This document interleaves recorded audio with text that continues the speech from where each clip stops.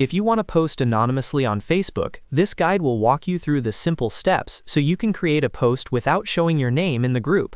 This is especially useful if you want to ask a question privately, share something personal, or participate in a discussion while keeping your identity hidden. Before we begin, make sure you are already a member of the Facebook group where anonymous posting is allowed, because not every group has this feature enabled. If this video helps you out, take a second to hit the like button and subscribe for more easy tutorials just like this. Alright, let's jump in. First, open Facebook and go to the group where you want to post. You can do this from your home feed, the Groups tab, or by searching for the group directly. Once you are inside the group, look for the Post Creation area at the top of the page.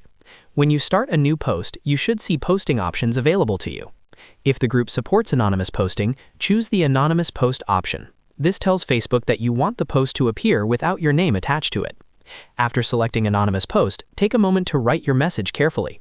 Since the post will be anonymous, this is your chance to share what you need clearly and confidently. You can ask a question, request advice, or write your message just like any normal post.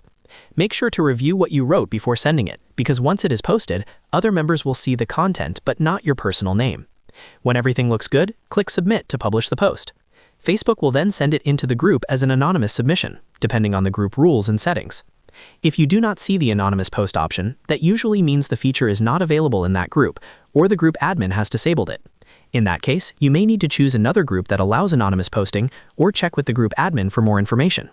Also remember that even though your name may be hidden from other members, group admins and moderators may still be able to see who submitted the post, so always use the feature responsibly. That is the full process for enabling anonymous posting on Facebook in a group.